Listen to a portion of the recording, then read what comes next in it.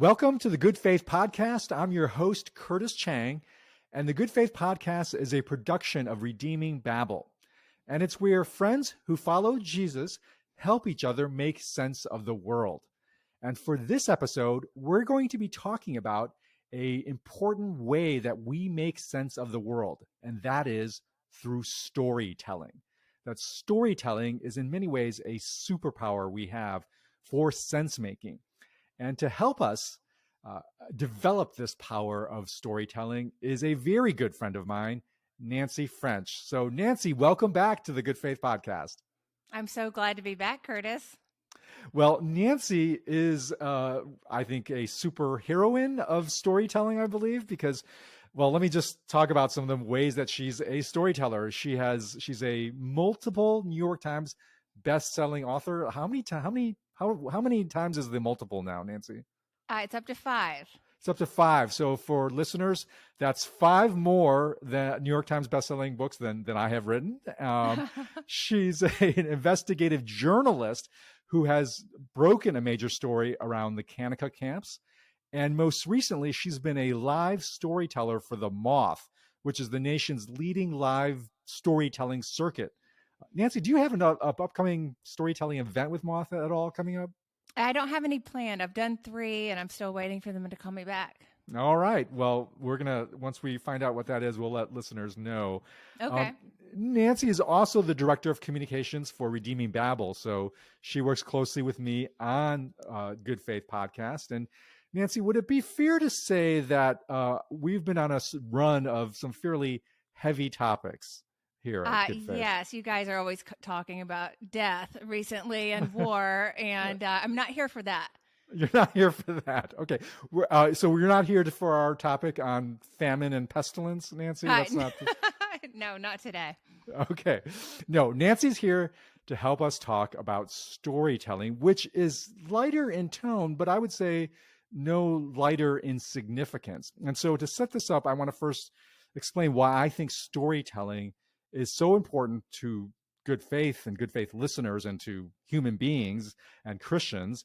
And that's this. So I think I've said this before. Listeners may remember me talking about why I felt called to keep Good Faith going as a host. And that's because I was very aware that many of our listeners feel homeless, that they're following Jesus, but they feel like they're wandering through the political and cultural wilderness. And so I envision the Good Faith Podcast as something of a campfire where you're trekking through the wilderness, wandering, not sure where you are, and you come across a campfire with kind, good friends, people who you want to be friends with, and that's where we gather together to make sense of the world. And Nancy, you've been to camps and camping and so forth. Like, what do you do around a campfire? Well, listeners may not know that Curtis has an actual fire in his courtyard in his house in San Jose. And Curtis, I've enjoyed sitting out there with you and Jody and David and just talking about life. And that's where we just sort of compare notes, talk about where we've been and where we're going. That's right. So there's something about a campfire that brings out stories. And that I think that's a basic activity that a campfire brings out of us, is this impulse, this desire to tell stories. And I think that's a very important human activity, because stories are how we make sense of our days, especially at the end of the day.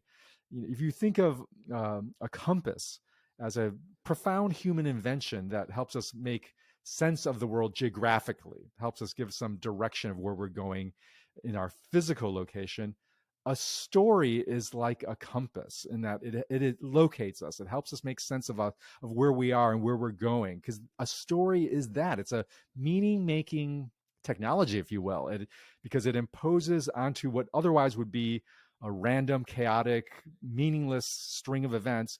It imposes some meaningful order. It gives you a beginning, a middle, an end. That's what a plot is. A plot is bringing coherence to what otherwise is just random, meaningless events.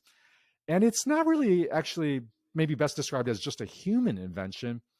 It's really a divine gift, because God revealed himself through story. That's what the Bible is. The Bible is a long narrative with a beginning, middle, and end, with creation, fall, the story of Israel, redemption, the cross, resurrection, final restoration. It's a big narrative with a coherent plot, which is told and retold, and where we make meaning out of our lives by finding ourselves in that story. And story seems to be so important to the way God is and the way that God designed human beings to make sense of the world, that when God revealed himself most in the form of Jesus, what did Jesus do as his main form of sense making? He told stories, he told parables. And so it seems to me that if Jesus, as sort of God revealed, made sense of the world through telling stories, then those of us who follow him and are also trying to make sense of the world should do the same. Which is why storytelling, I think, is a important power for us to develop, for all of us. And Nancy, I really wanted you to talk about this because you've done so much storytelling, and one of the ways that you did that is as a writer, as a I guess what in the industry term is a ghost writer. So tell us about that activity. Well, first of all, who have you served as a ghost writer for? Well, there's two different terms. One is ghostwriting, where you truly are not seen. So those are secret. But I do have some that I've collaborated on. So I'm a collaborator as well. Okay. And I've collaborated with a lot of celebrities, a lot of GOP politicians, Sarah Palin, worked with Ann Romney, worked with Ben Sass, Senator Tom Coburn. But also other people like in Hollywood. So I've worked with Kim Kardashian and Sean Lowe, The Bachelor, and just a host of people. I think I've worked with 3 people who've been on Dancing with the Stars. So I'm Awesome. not saying I caused them to get on Dancing with the Stars, but there's that correlation. There is a So correlation. yeah, so I've just worked with a bunch of people from all different areas of life and been able to participate with them in their storytelling. And it's a sacred responsibility. And I love all my clients, and I've just really enjoyed being able to get to know these people in this way.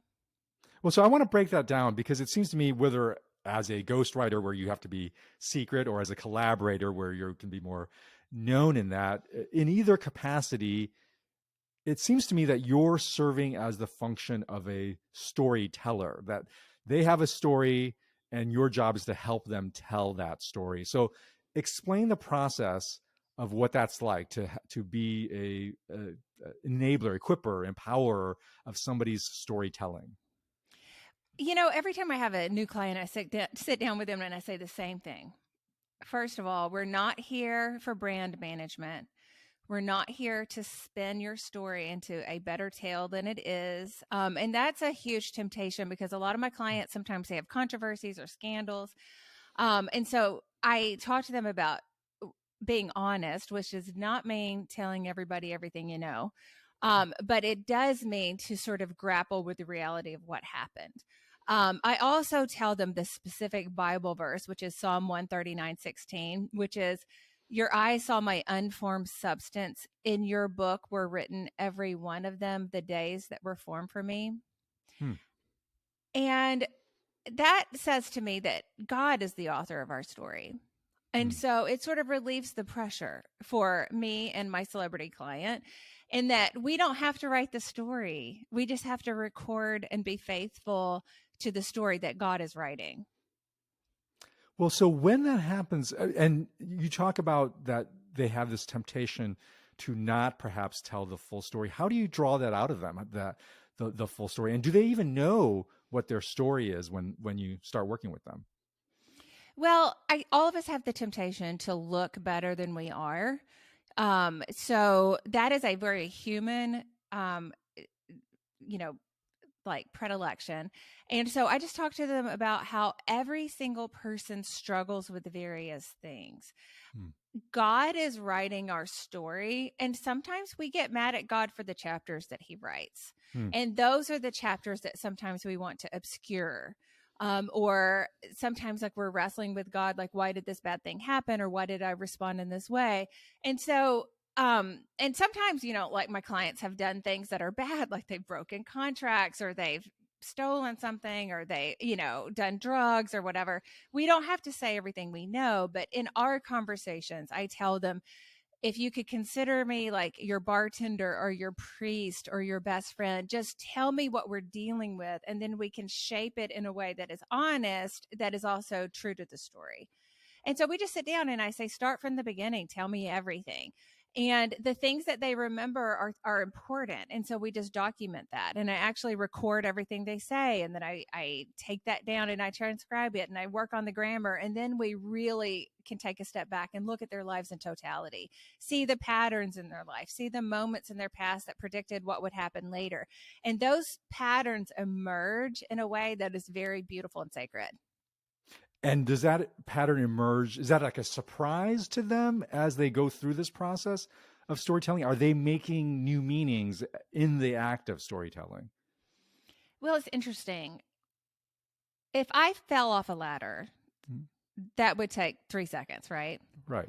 But if I told you the story about the time I fell off the ladder at Trinity Assembly of God in Georgetown, Kentucky, because I was trying to volunteer for a work day, because I was trying to fit in with my new church friends, and then I completely busted it, that's a story, right? That's right. A lot of times the things that happen in our lives happen so quickly, life-changing moments that will forever change the trajectory of your existence. They happen so fast. You do not take a moment to reflect on them. You sort of push it to the back of the closet like a bunch of old shoes, and they pile up. What I do as a celebrity ghostwriter or collaborator is I sit down with them and I go into that closet and I dust off all the old items and I say, okay, what the heck is this? And they'll tell me the story, but many times they haven't reflected on that. Yeah. And so the process of storytelling is taking those moments that happen so fast, but are so damaging sometimes, or so wonderful sometimes, that we just don't slow down to see them. Okay, so this is really interesting to me because I believe what you're doing and what the celebrities are doing is so fundamental to what everyone needs to do. That we all have lives, even if we're not celebrities, we all have things happening to us that we're trying to make sense of. But you're exactly right that we are conditioned to move by them so fast, and that it takes some effort and time to slow down, reflect, and sort of discover the meaning of them. And so this strikes me as this is the difference between storytelling and social media posting. That in social media posting, we post little snippets, little like sound bites or sight bites of what's happening, but they don't necessarily they're not actually cultivating that process of reflection and meaning making. Does that make sense to you? And would you see the difference between storytelling and what's happening on social media, and whether or not this is actually sort of almost um, like not developing our storytelling powers because we're channeling kind of our lives through social media rather than through storytelling? Yeah, I think Aristotle defines stories having a beginning, a middle, and an end. Yeah. And people have talked about that forever. Every story has conflict. Social media posts do not have conflict. You're going to see my beautiful latte or my wonderful vacation. Right. And think about when you were in school and you came back from summer break and your teacher said, okay, class, tell me what you did over the summer. And you had all these kids and they're like, we went to Disney World and we all got along and the hotel was great and the lines were short. Yeah. That's not a story. That's right. The next person might say, well, I went to summer camp and I saw a ceiling fan and I was on the top bunk and I looked at the ceiling fan and I thought, I wonder if I could grab it while it's still on. Whatever happens after that is interesting. Right. It's a lot more interesting than the Disney World vacation that was really, really fun. Yeah. On social media, we get the Disney World vacation snippets that are really, really fun. But they're not, although they might be true because life does have fleeting, beautiful, Instagrammable moments. That is not the truth of what happened. Yeah. So how do we do that? I mean, how do we, as non-celebrity people, how do we mine our lives for greater depth and meaning rather than simply be channeled into the superficial scene sharing that actually, at the end of the day, is not a story and actually not that interesting and doesn't provide extra meaning for us? How do we do that? Well, I think if I ask you, Curtis, hey, what's your story? Mm, If we were sitting in your courtyard next yeah. to your fire, um, think about listeners, think about how you would answer that. It's sort of a complicated feeling that you might get because a lot of us do not like our stories. Mm, And when you don't like your story, it might be because you have apprehension about the ultimate storyteller, which is God. mm. And when you think about your story soberly, you're really thinking about God. You're Huh. thinking, why did this happen to me? Or why did I do this? Or Right. what like there was a plumber here today and he was telling me about all of his bad romantic decisions that led him to this lady in Knoxville. And I just loved hearing that because he was showing me how his series of bad decisions led him to where he is, and he was happy about that. Sometimes in the middle of the story, it's hard to see. Right. So, for example, if we were telling the story of Daniel in the lion's den, Daniel's tossed in there, and you pause it. And you stick a microphone in front of Daniel's mouth and you say, Daniel, tell us about your story. His story would be pretty dire. Yeah.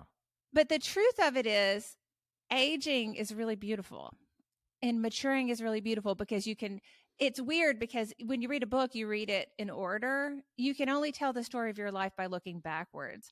And so I would encourage people that they really do need to think about their stories because that process is thinking about God and the divine author. And if you've got a problem with your story, you probably need to think soberly about God and wrestle with him about the things that have happened. But take a moment to slow down and look at your story. And it might be that, the way that you tell it is by writing it down. Writing it down is actually a very beautiful process. It might be just that you're telling your friends, but get the story of your life in your mind correctly, because sometimes you're really wrong on your narrative. Well, it seems like there are some ways that we can all do that. We don't necessarily need, a professional like you to help us do that. Journaling is that, right? Journaling is essentially the act of storytelling. It's at the end of your day or the end of your week, and trying to impose some meaning. And you're deliberately selecting out you're not parts of your life to form a narrative, because you're not just going to give a minute by minute account of what that day was like. You are selectively saying this was important and this connected to this and this led to that. And it seems like the act of journaling forces, or at least invites you to do that reflection, meaning making, and so forth. And again, I'm just struck by how much the art of journaling and diary keeping has dwindled in our society. I mean, if you went back to the 19th century, so many people, like, it was just a common thing for people to keep diaries and journal, because that was sort of how they made sense of their lives. And again, it feels like that impulse is getting curtailed. It's getting put into this faux um, activity, faux storytelling of social media that doesn't that require that depth of reflection, and, like you said, just kind of encourage us to practice that impulse of faux storytelling, where we're just picking out the most attractive parts of our lives to kind of share with others to gain their admiration. So it seems like journaling is one practice. Are there other practices that we can develop and recapture this storytelling power? On every good movie, there's a dinner scene where people are actually talking. Mm. We don't do that much. Curtis, I know you do. But having conversations with friends is super important. The journaling thing, I have journaled a little, but when I meet a client that has a journal, I feel like I've hit the jackpot because Yeah. I'm like, oh, give them to me, make photocopies, Right. give me the originals. And I have all of this information. The problem and limitation to that is the journaling, if you do it daily or weekly, like I'll sit with someone who's like, say, 60 years old. They're looking back at something they wrote when they were 25, and they look at it and they're like, oh my goodness, this is amazing. I have Mm. never seen that this connected to that. So the problem with journaling is that no one actually goes back and looks and takes Yeah. the a more gestalt view, sort of Yeah. looking at the totality of your life. Now, if you need to read your own story, right? So Right. like get familiar with it and become a scholar of your story, because it helps you make decisions in the future.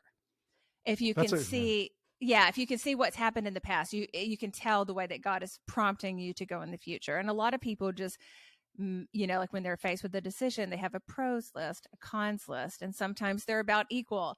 What they sometimes omit is the narrative of their arc, of their arc of their lives, and which way it's propelling them.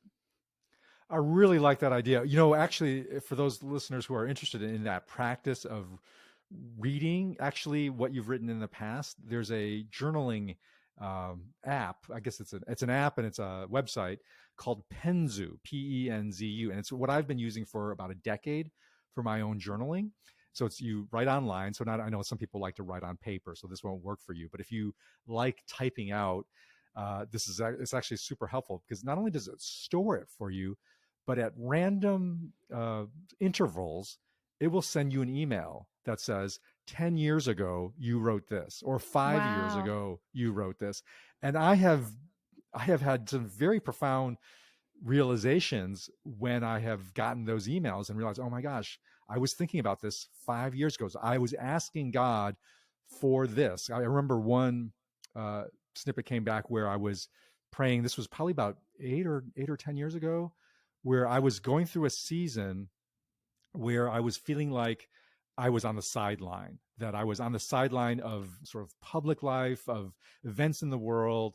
And I felt like I had more to offer, but I didn't know how to get on the field. And I remember praying, like in the journal, writing about this feeling like, oh God, put me in the game. Like I was like, put me in the game, coach, was what I was writing. And I was like, this is such a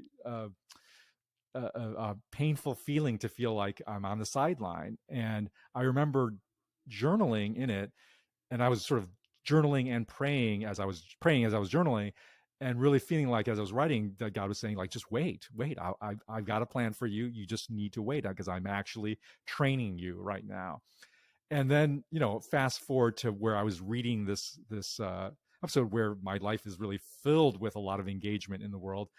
I realized, oh my gosh, that's a story. God was back then. That was the earlier chapter that you would have titled "The Preparation" or "The Waiting."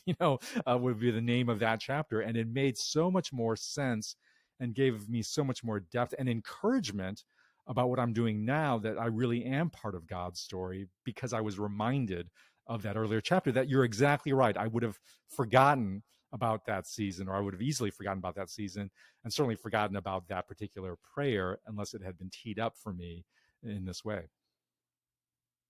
That's amazing. And also like the desire that you had back then, like God Mm, put that in you. When you look at your own story, you're really telling the story of God yeah. and how he orchestrates your life. It's very beautiful and it's very sacred. A lot of people believe that ghostwriting is sort of like, like it's not the most sophisticated form of literature, but I believe it is so sacred. I mean, the Mm, Bible was the Bible was ghostwritten, right? that's right. Um the Holy Holy Ghost written is Ghost. this? Yeah, Yes, yeah. that's right.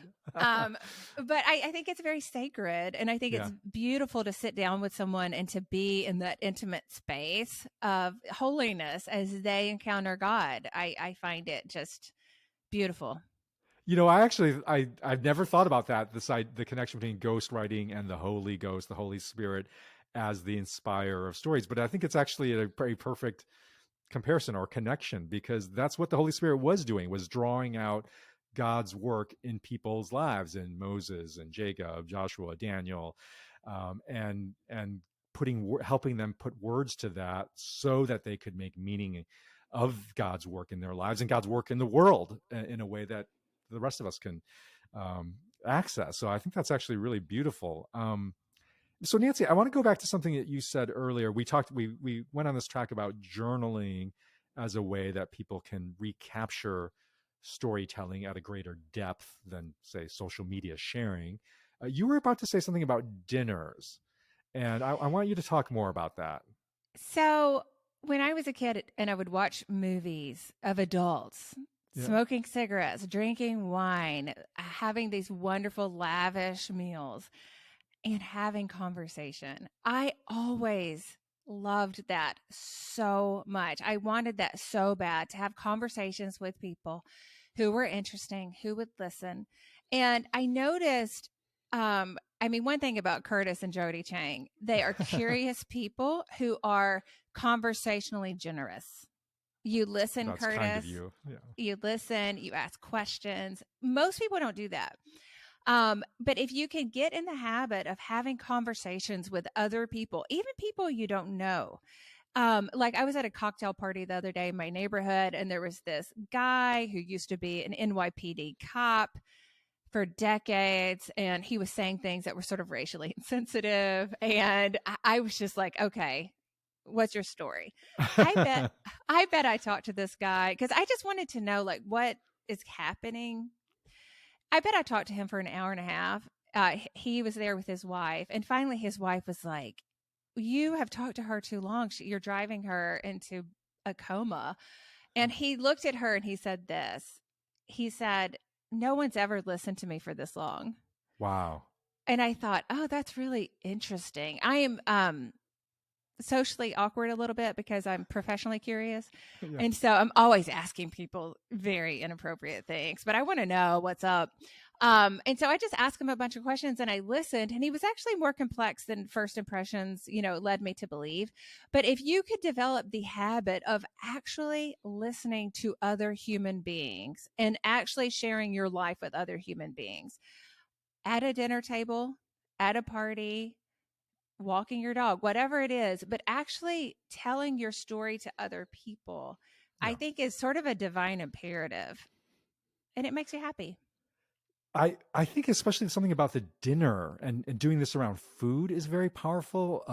It's I think we were made to share deeply of ourselves when we are sharing food with one another, when we are breaking bread. I mean, I don't think it's a surprise that Jesus gave himself to his disciples in this intimate way in the Last Supper by breaking bread together. There's just something about that process, and it's what makes me most sad when I'm at restaurants and I look out at other tables and I see families, friends, or couples sitting at a dinner table and they're all on their phones, their Mm. own in their own worlds, and they're not actually connecting and sharing stories. It's one of the saddest scenes I come across kind of in the social world here, and it you almost have to, because the pressures of isolation, the draw to the phone, the draw to social media is so great. It feels to me like you have to very deliberately structure or choose different practices. So, like for you, you have this sort of deliberate practice of what's your story, like, and wanting to find out. And I think we need more ways that we can make that accessible, because not everybody is going to be comfortable being as inquisitive as you are. And I've been thinking a lot about this because Jody and I did this experiment once where, so the backdrop is Jody is very hospitable. She loves to host parties, as you well know, Nancy. You've I've been in, benefited from that hospitality many times. that's so but and I go along with it. I enjoy it, but I'm a guy that I crave meaning. I want more meaning in my life. um and I felt like our parties, they were good, they brought people together, but even when you bring people together, even around a dinner table, it's not a guarantee that you go to places of meaning. Like you can easily spend an evening talking about kind of, it's sort of trivial stuff, the how the Warriors doing, how's the stock market doing, this or that.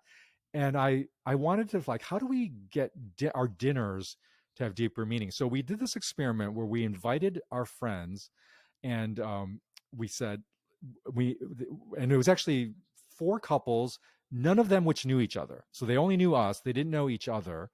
And what we did was we said, you have to bring a homemade dish. So it was a dish that you make yourself, or you can acquire. You can go and buy it, but it has to be deliberately chosen, and you have to come to tell a story behind that dish. So why is Oh, that dish meaningful to you?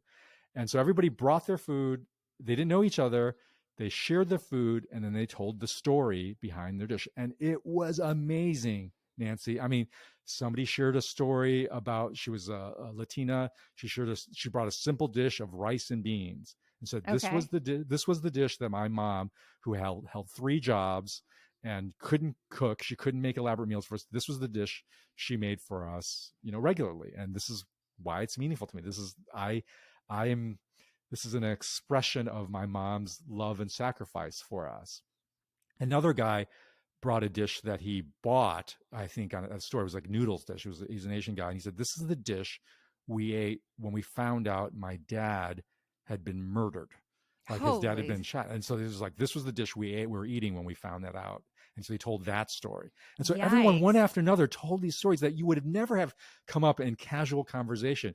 But because it was structured, we gave them a structure, and then it was around food. There was this sort of profound connection, because when I was eating that noodle dish, I felt like I was entering his story. I felt like I was tasting his experience, or eating those rice and beans. I was like a small Latina girl growing up with a mom who was working at three different jobs.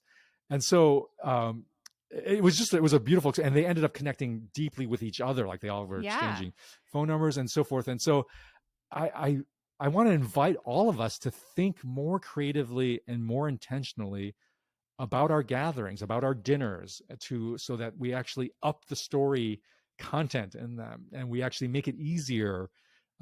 Because I actually think what was great about that event was we made it easier. We gave them a recipe, we gave them a format for them to share their stories, and people were very willing and hungry both to tell their stories and very appreciative and moved by consuming each other's stories, both in food and in narrative. Yeah. Yeah. Did you have a food or did you just eat everybody's food? No, I had mine as well. What was Um, yours?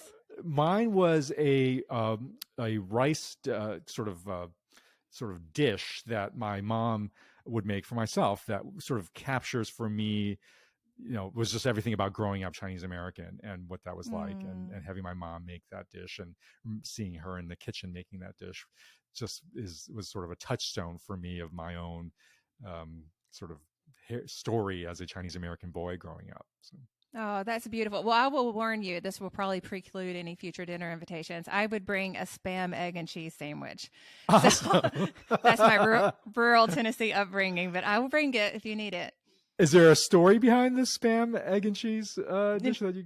No, we just always grew up eating that. And Mhm. then when Y2K happened, I bought a bunch of Spam because I thought the world was ending, and then I had like years to eat it, but it doesn't go bad. So, Well, what I asked Nancy, I asked you to do something because I thought, rather than just talk about stories as an abstraction, or talk about it as a subject, I wanted to ask you to actually give us an experience right now of storytelling. And so I asked you to prepare a story which I believe you have never told in public before. Is that correct?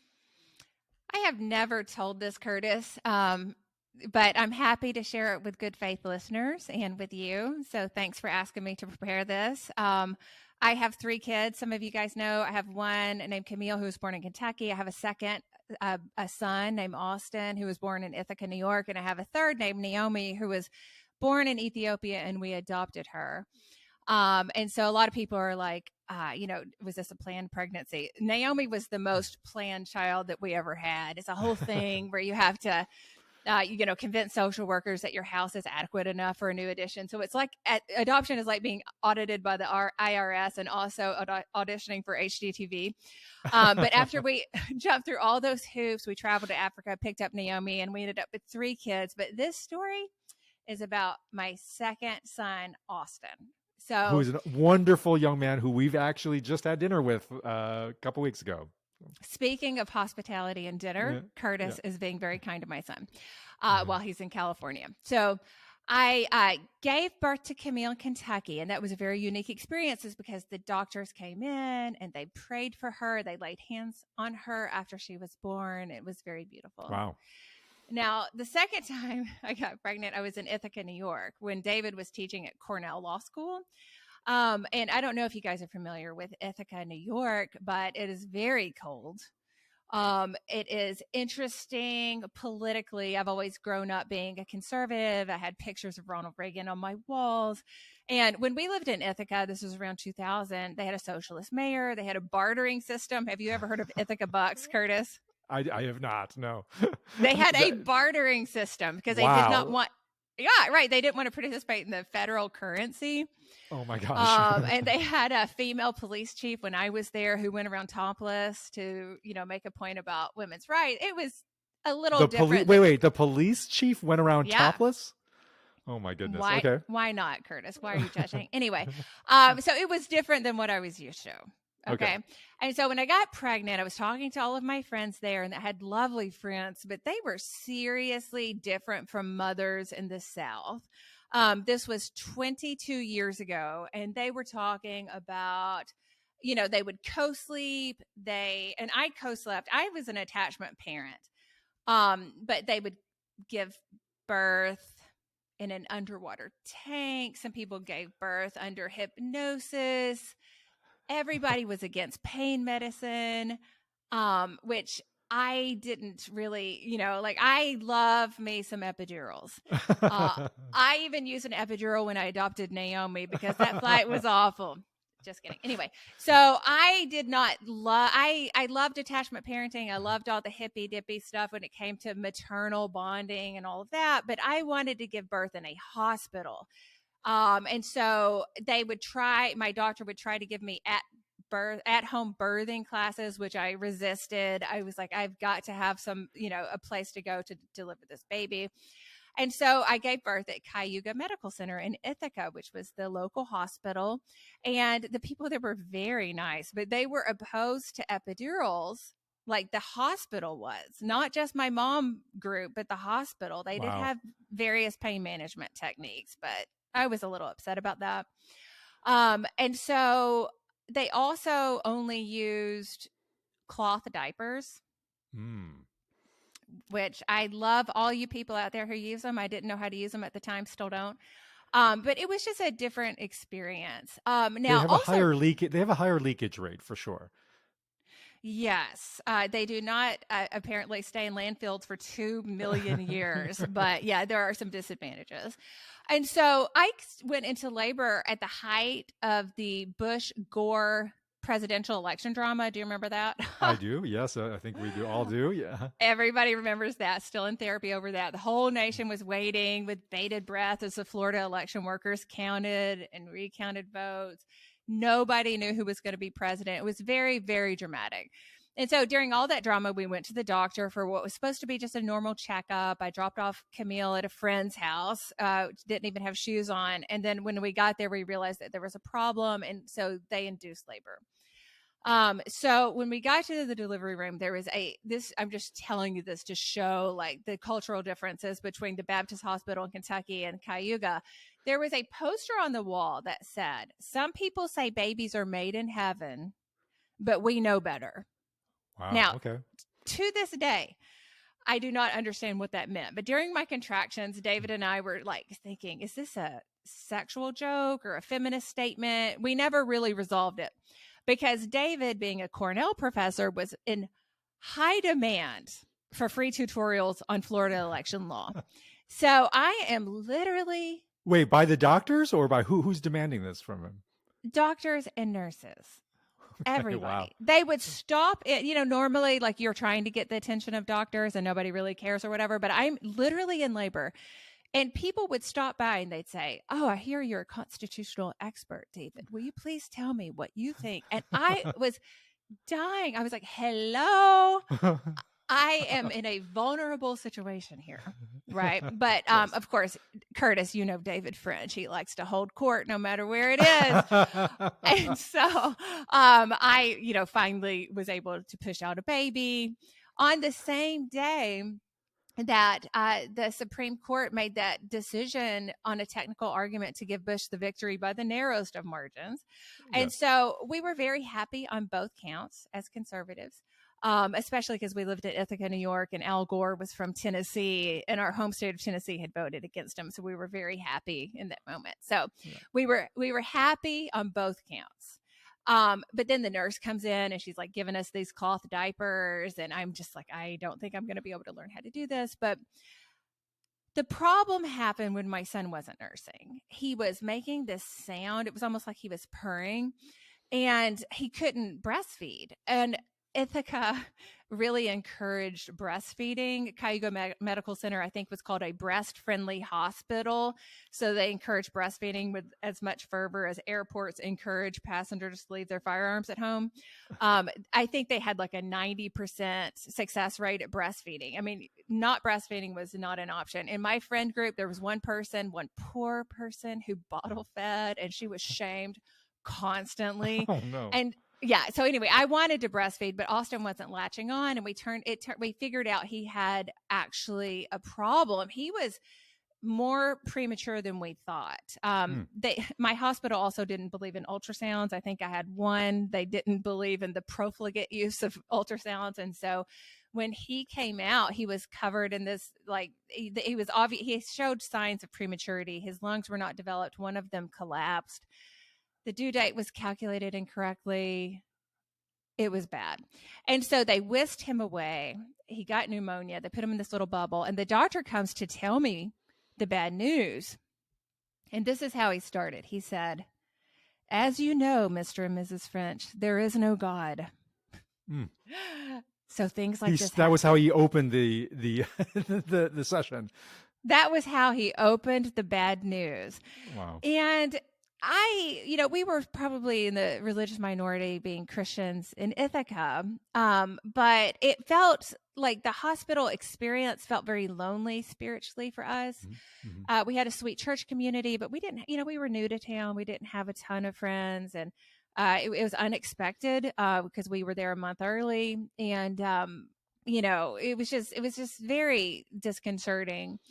And Austin couldn't breastfeed, and babies have this desire to suck, and the hospital also did not allow pacifiers because, Curtis, are you familiar with nipple confusion? I'm afraid I'm not, so you'll have to explain that one to me. Has it been a while? Yes. So apparently 22 years ago, and probably still today, nurses, at least at the time, said that if you get your baby on a bottle or a pacifier, a foreign nipple, that they will have a more difficult time breastfeeding and latching on. And so it was a big no-no. They forbade it. But Austin was in this bubble. I couldn't hold him. And so they really would not allow me to have a pacifier, even though I asked for him to have one. And this is my favorite moment of our marriage. I've been married to David French, Esquire, for 27 years. This is the favorite line he's ever said. So the nurse comes in, and we're making a request for a pacifier, which seems reasonable, but the hospital has these draconian rules. And she goes, "We cannot give you a pacifier because we want to prevent nipple confusion." And David, to his ever-loving credit, said, "In my family, we believe in nipple diversity." It was my favorite line. The rallying cry for nipple diversity, uttered by championed by David French. Yeah. Yes. So anyway, she broke down. She sold us a pacifier out of her locker off the black market. But when we gave Austin the pacifier, it wouldn't stay in his mouth because he was premature, and newborns can't keep it in your mouth. We couldn't reach in to get it. So the pacifier was just like right next to his face. He was on these little white cloths, and he was in a bubble, and he was poked so many times for blood drawing that his veins collapsed. So they eventually put an IV in his forehead. I mean, wow. It was pretty bad. So anyway, we were very sad and lonely and spiritually isolated. And David's parents drove up from Kentucky, finally relieving my friend of babysitting Camille, who had dropped off without shoes for 30 minutes, several days later. So his parents come, and his parents are Pentecostals. And we asked them to pray for Austin. Now, they prayed for Austin in the most memorable way ever. They prayed because we weren't able to be in the NICU perpetually. They prayed that God would send an angel to be with Austin in the NICU. And they actually believed this. Like, this was a request that they expected to be fully satisfied that God would send, I don't know, Gabriel or something to stand there. I don't even know my angels. And I was like, okay, that's an interesting request. Whatever, because I was just so exhausted and so spiritually isolated and lonely and sad. And we stayed there for, I think, 10 days. And so it was a very harrowing experience. And finally, on Camille's birthday, we were able to bring him home. And it was it was wonderful, but by the time we got Austin home, we'd heard a lot of stories about Ithaca, New York birthing stories, very different from what I grew up with in Kentucky. Now Austin grew up to be, Curtis, as you know, a strong kid. When strapping young man. He's a wonderful, wonderful kid. Even when he was little, he was strong. So he recovered from this very quickly. He loved Tonka trucks. He loved Legos. He loved garbage trucks. He loved Toy Story. He loved Buzz Lightyear. And so we had this story sort of, as we mentioned earlier, Curtis, this is the kind of thing that you just sort of forget about. Right. It was a very difficult time, and every instinct you have is like, okay, we made it through. Let's don't think about this again. Everything is fine. And so one day, I think he was 3 years old. He wakes up from a dream, and he's telling me about, and I don't know, parents out there, this is my confession. When my kids start telling me dreams, I sort of get this faraway look. I always find them so boring because you have to listen to them, and it's always something, irrational. And then you have to comfort them or try to make meaning out of it. And maybe I need to change my feeling about this. In fact, this moment sort of made me change my feeling. So he was 3 years old. He wakes up and he said he had a dream. And I was like, okay, what was your dream? And he said, well, I was in a bubble. And I was laying on a white cloth, and I saw my pacifier, but I couldn't reach it. Wow. And I could see you and your face looking at me through the bubble. And so I thought, that's interesting, because at this time he's about 3 years old. And we had never told him the story about his birth complications because he was just a toddler, right? So he had not heard the controversy around nipple diversity at all. No, he had not heard that. Okay. So as he was telling it, I remember looking at David because we both had the same thought. Could he possibly be talking about his NICU stay at Cayuga? And so we said, okay, what else happened? And he goes, well, this woman came and poked a needle into my forehead. Wow. Now, at this point, I realized something like interesting was happening because I had forgotten about that IV in the forehead. Until he mentioned it. And so I said, okay, what else? And I said, what else do you see? And he said, well, I was all alone, which broke my heart because that was my fear because we couldn't be in there with him. And then he goes, but then I wasn't. And I said, okay, now who was with you? And he said, Buzz he's Lightyear. 3 years old. Go ahead. Yeah, he's 3 years old. And he said, Buzz Lightyear. And I was like, oh, that's really disappointing. I thought this was going to be like this spiritual moment or whatever. And it punctured the moment. We laughed, right? So we'd sort of like been led to believe, oh, this could have been like something important. And so when we laughed, he like got upset with us and he sort of corrected himself. And he said, no, it wasn't Buzz Lightyear, but there was a man and he was huge like Buzz Lightyear. And he had wings like Buzz Lightyear. And he stood right there beside me the whole time. And I said, well, did he say anything to you? And he said, he just told me not to be afraid. Well, it's a beautiful story. I find meaning from that story in the ways that you just described as well. This idea that, I think about for like what would happen if you hadn't kept alive this story in some way in your own mind about the Cayuga Medical Center, that this chapter, this memory would lack its meaning, right? Would not connect back up to an earlier moment in your life in the way that I think God intended it to. So I think it's beautiful. It also makes me think that it also helps us make sense of the world, because it reminds me of how far back our cultural and ideological divisions go, that, even this far back, people were putting each other in these sort of straitjackets and that prevented from basic sort of human care. And it's striking that that we're still living with that in even more intense ways.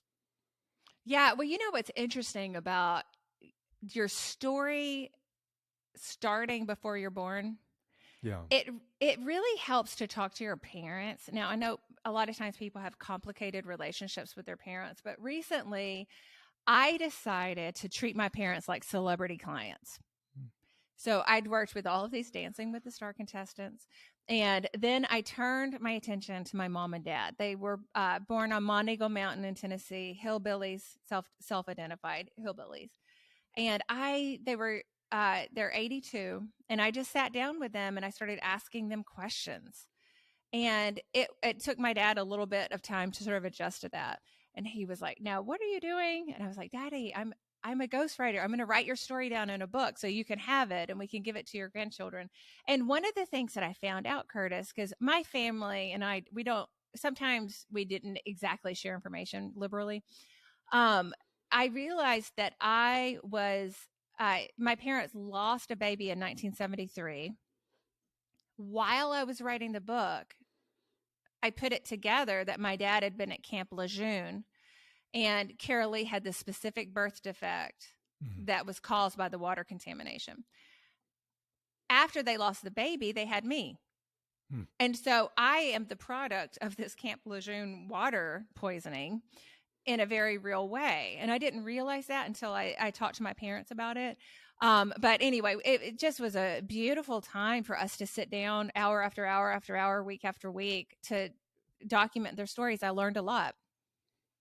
Well, it connects up with the episode that we just did a couple of weeks ago with Dr. Lydia Dugdale about this need for all of us to prepare for the inevitability of death, the death of our loved ones, our own death. And it strikes me that storytelling, capturing one's stories of your loved ones, is a really important fundamental part of facing our own mortality, of saying that my life is going to end. It has an end. Therefore, I want to go back and tell the story of the beginning, the middle, that leads me to this end. And so you've created. I mean, in order to do that storytelling work with your parents, you actually created something that we want to be able to share with our listeners. So why don't you describe what that is? Yeah, so I didn't this sounds so stupid, guys, but I'm an autodidact in a lot of ways. I'm a 3-time college dropout, so I always have to like remind myself how to do stuff. And I didn't know how to interview my own parents. It sort of gave me stage fright Huh. because, this felt more important to me. So I Googled, what should I ask my parents before they die? I know that sounds macabre, but I took a bunch of resources. I created my own list of 100 questions to ask your parents before they die. And when I told people that I was doing this with my parents, they asked me for this list. So I have just created it in a PDF form that anybody can have if you guys want it, so that you could maybe start thinking about interviewing your own parents while you still can. Well, this resource will be available to all people who become members of Redeeming Babel. So we will email out the link to that for everybody who signs up to be a member. So you can go do that. In fact, you can hit pause right now and go to redeemingbabel.org. Takes 10 seconds to become a member. You'll get a thank you acknowledgement with the link to Nancy's resource about 100 questions you should ask your parents before they die. And encourage you guys to do that. It's we did something similar with my dad before he died, and we actually videotaped it. And I was Mm. so glad we did that, because it something about, well, one, having him do that kind of prompted him to tell stories that he had not shared ever before with us about my uh, both childhood, but even my grandparents and what they were like, and all this stuff that would have just been completely lost had we not actually done that work of deliberately collecting that story. So encourage folks to, when they do that, to have it recorded, either video or audio in some way, because it's something that you're going to go back to and listen to, and your kids are going to go back and listen to. My daughter when she was doing a school project that had to sort of tell the story of your family and your heritage, went back and listened to that, recording, and she was like, "Oh, I didn't realize yeah did this or did that." And so, yeah, it's a great Mm. resource. Encourage folks to do that. Nancy, I want to talk though about ways in which stories though can be squelched. I mean, we've been talking about ways that we can encourage storytelling through journaling, through having deliberate conversations, through having deliberate dinners, through a resource like we just talked about. Uh, but there's ways in which our world can squelch stories, and you've been actually involved in trying to combat that, and because you've been doing storytelling in terms of trying to bring to light, to give voice to the stories of the victims of abuse at Kanakuk camps. And yet that you're encountering though some resistance. So not everyone may know the whole story. So give a little context about your investigation and your storytelling in Kanakuk, and then what's been going on around that. Yeah, so I'm not a professional, or I wasn't an investigative journalist until Gretchen Carlson, formerly of Fox News, contacted me and said she'd heard about an issue at Kanakuk camps in Branson, Missouri. There was child abuse, she heard, but the child abuse was not known by the public because Kanakuk had used non-disclosure agreements against the victims. So there's an unknown number of victims. No one knows exactly what happened because no one could share their stories. And there was one guy in Amarillo, Texas, named Joe Alarcon, whose son Ashton was abused, and he did not want to sign this NDA that the camp was trying to force them to sign. His reason was, I wanted my son Ashton to tell his story at church. If he Mm, ever overcame this trauma, I want him to be able to testify at church, which was very sweet. Kanakuk rewarded that faithfulness by legally threatening Joe Alarcon to the tune of, I mm, think, $30,000. But everyone else that I encountered, Curtis, all of these victims, they spoke to me at their legal peril. They knew that the camp would come after them. But because the desire to be known and to be seen is so strong, I was able to connect with a lot of these people, and they shared their stories, and it was beautiful. But I couldn't be public about it. One Kanakuk victim named Trey Carlock from Dallas, Texas, he was bound by this NDA so much that he didn't even feel comfortable telling his story in therapeutic settings. mm, And he died via suicide in 2019. There have been a lot of deaths associated with this inability to tell your story.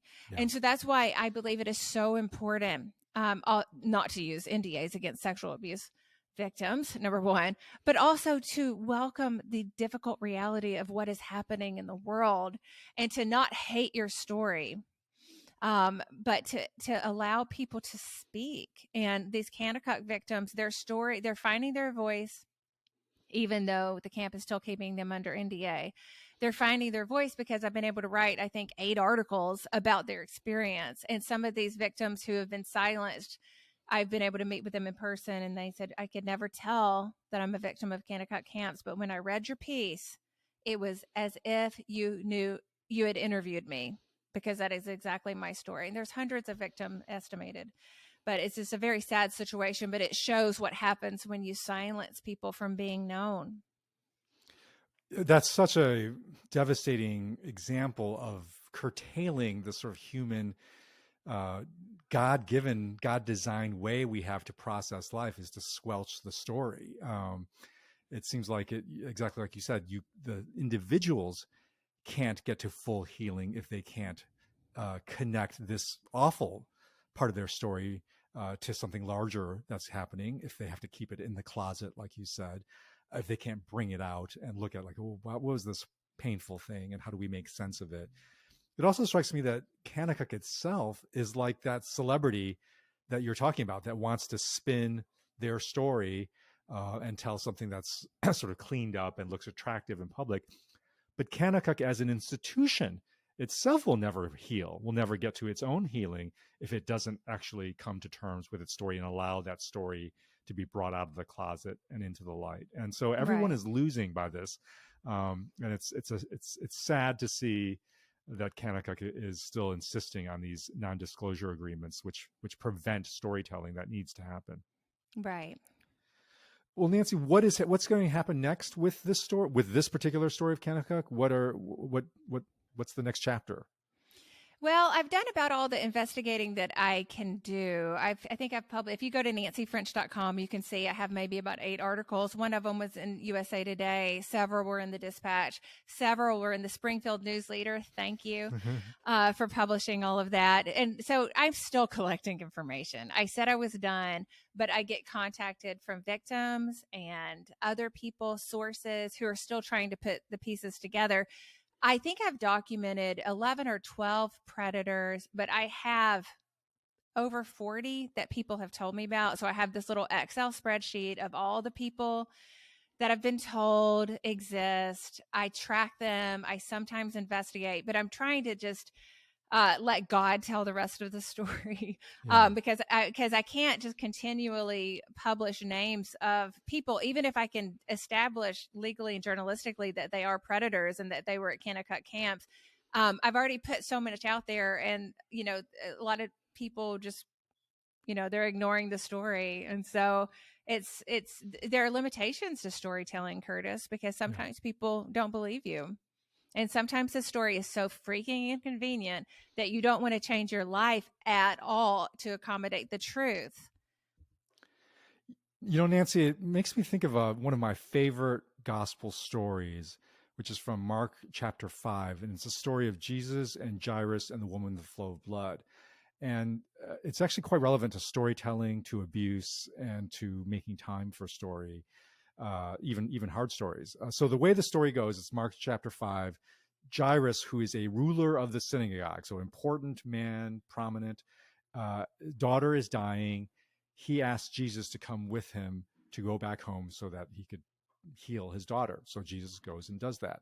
On their way, they're interrupted by a woman who has a condition of hemorrhaging, which was a shameful condition in that day. And I'm going to read actually just the story from Eugene Peterson's translation, The Message.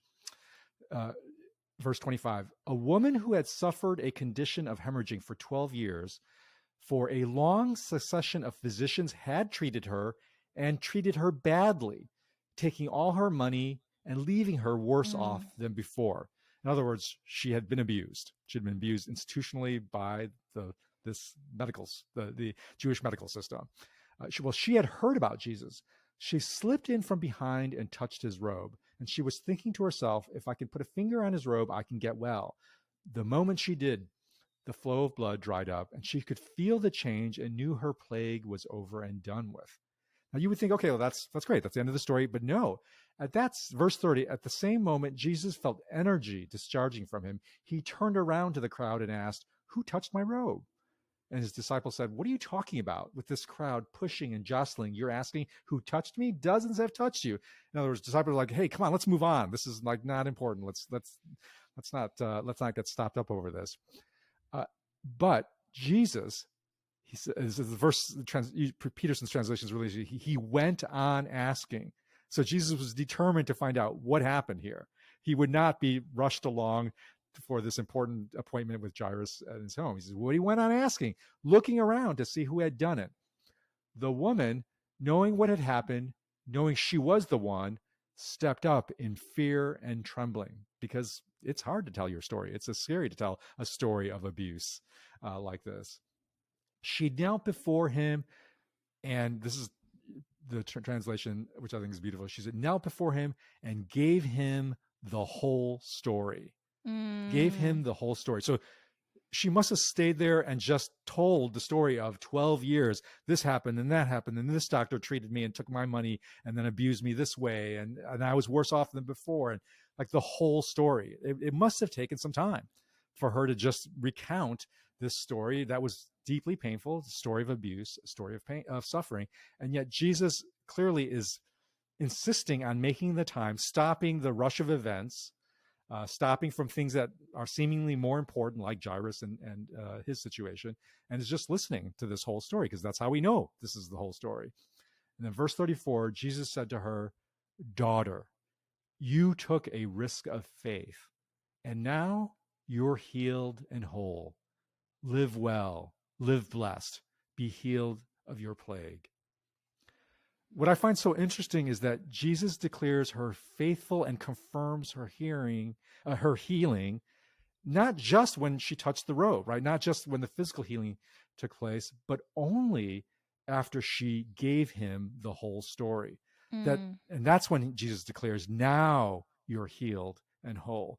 That there is something about that woman's not just physical healing, but spiritual and emotional healing that only took place when she could tell the whole story, and the whole story in public, and connect the dots, connect the pain and the trauma and the abuse to now this moment of redemption and healing. And then that strikes me as that's what we are called to do, is to stop, to make room and space for those who have been abused, so that they can give us the whole story. And then we can say to them, "Daughter, you took a risk of faith, and now you're healed and whole. Live well, live blessed, be healed of your plague." And Mm. so, Nancy, I think that's what you're doing. And looking forward to you continuing to tell us stories about redemption that come from this horrible abuse. And we'll continue to pray for Kanakuk to repent of its desire to squelch the story, and for the redemption and healing of its victims. Oh, thank you so much. Well, it's been so fun talking to you, Curtis, about all of this. I want to come to one of your dinner parties with Jody. We're going to do it again for sure very soon. And so, listeners, thank you so much for joining us in this storytelling episode with Nancy French. We're going to have Nancy back again soon. In the meantime, encourage you again to go to redeemingbabel.org. If you haven't already, sign up to be a member. That's how you'll get access to Nancy's great resource on 100 questions you should ask your parents before they die, that you can use as a resource. You'll also get access to the upcoming Ask Me Anything episode with Nancy's wife, David French Esquire, champion defender for nipple diversity. And we're going to have our episode, but it's only available to those who are members. So you've got to sign up as a member in order to get access to that Ask Me Anything episode. So we'll see you all back next week when we once again gather around the campfire.